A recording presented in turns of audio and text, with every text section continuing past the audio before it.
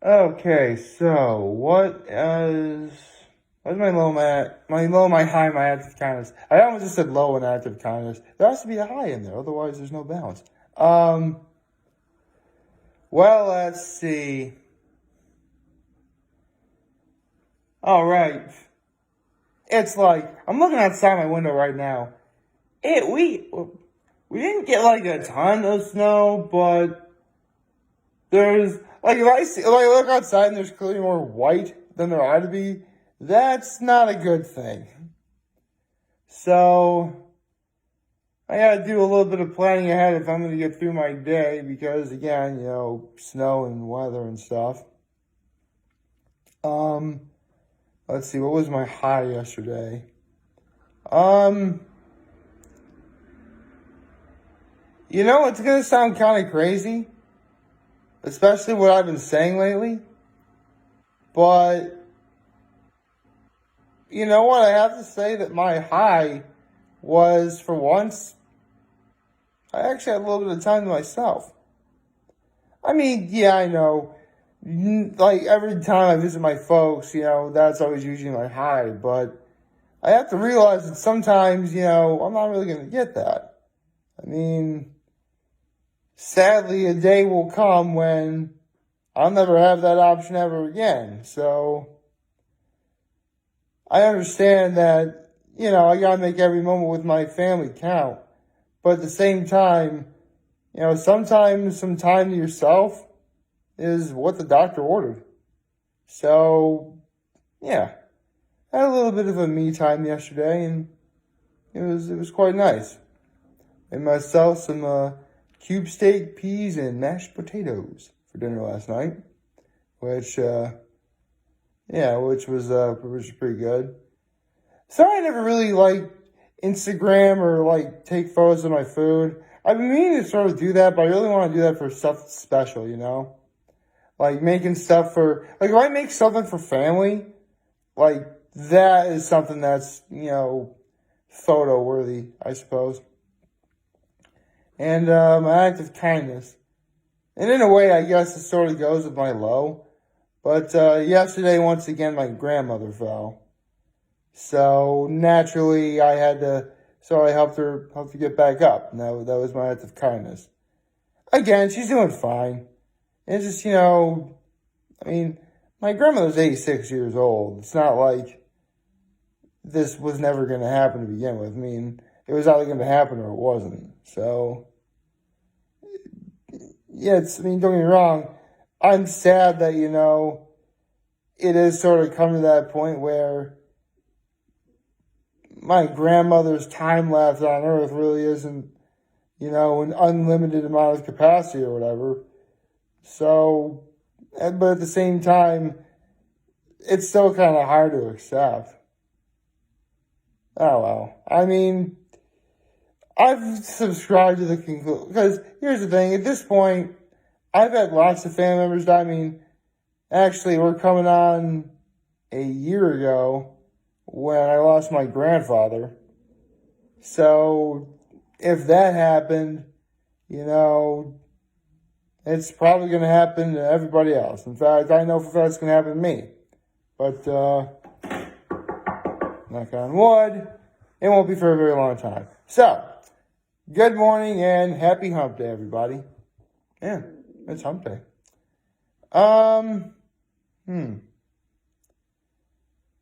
What to discuss on this particular Hump Day? Well, unfortunately, again, we're in that time of year where it's not really the greatest amount of things going on in terms of what could be going on. I mean, there are some things, I'm sure there's some things on TV that people are watching all the time that's interesting. Usually Tuesdays on Food Network, they have like super long marathons of Chopped, which I do like Chopped. Chopped is a pretty good show. I didn't really watch it last night, but, I know it was on. Seriously, I've been watching Food Network for years, and I actually once read this article before. And, I'll put a link in the description down below. But the article is titled "What Food Network's Biggest Problem Is," or the biggest problem with the Food Network, or something along those lines. And two of those problems are they feature Guy Fieri way too much, which I kind of get because Mondays and Fridays are usually marathons of diners, drive-ins, and dives. And Wednesdays is like Guy's grocery game, so that's going to be on tonight. Woot, I suppose. And the other thing they focus on is like far too much like reality-related competition shows. Like Chopped, the baking championships, like stuff like that. Which, I kind of get. I mean, Cartoon Network had the same problem. They were showing that horrible Teen Titans Go show for like days and days and days on end. Seriously, I think the one time a day they didn't show it was like when Adult Swim was on. And every show in that time block was on so late and was so more adult oriented that kids couldn't watch and were probably already in bed anyway. Unless you're maybe one of those kids that stayed up late to watch those shows, in which case, right on. I actually I did that back when Home Movies was big. Home Movies is a good show. I miss Home Movies. Back when H. John Benjamin was Coach McGurk. That was sweet. That wouldn't be a bad Halloween costume for me. Coach McGurk.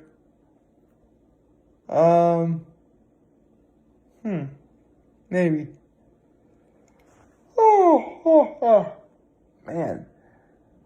I stupidly went to bed late last night, not because everything was on, just because, I just didn't feel like falling asleep, whatever. So, I wound up getting a really late start. It was after 6:30 when I started recording this. So, I'm definitely sort of on the tired side. And the sad part is, again, because of how bad the roads look out there, I should probably, get going as soon as possible, which, I will. I mean, my day doesn't really need to get started until around, 8 o'clock this morning, but, it never hurts to prepare for... That's actually a thing that many people who've known me forever know, and that is... I am the most prompt person ever. And I'm also because you'll see me, I'm usually the first person there at all events, family events, big sort of parties, whatever. I'm always the first one there. And I've actually been trying to work on that, but I'm sorry, I just cannot get the idea of being fashionably late. Okay? You clearly had a time you wanted people to arrive. I arrived at that time, maybe a little bit earlier. If you're not prepared, that's on you, man. You know what I mean? Although, funny, I just mentioned my grandfather's passing, and that was actually one thing he very much valued, and that was promptness. I don't think I ever actually said this story about my grandfather. I've held some things I legitimately haven't held back about the fact of how,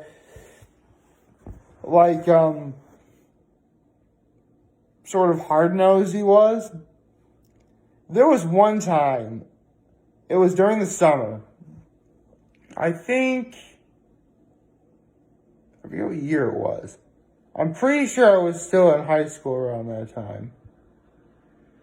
Where, my mother had told my grandfather that, we were going to be, arriving a little bit late or something. And that's what wound up happening anyway. And I forget, all the ramifications behind it or whatever. But, man... My grandfather was so mad at my mom that, no kidding, she wound up crying. It was that bad. To this day, everyone in my family never forgets that. Like, seriously, around the time my grandfather died last year, I talked to my uncle about this, and he's like, oh, I remember. I don't remember when, but I know exactly what you're talking about.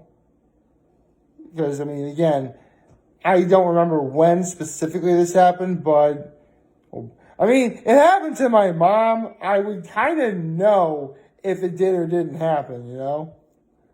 So, yeah. It was from that moment on where I told myself I will never, ever be late for anything ever again.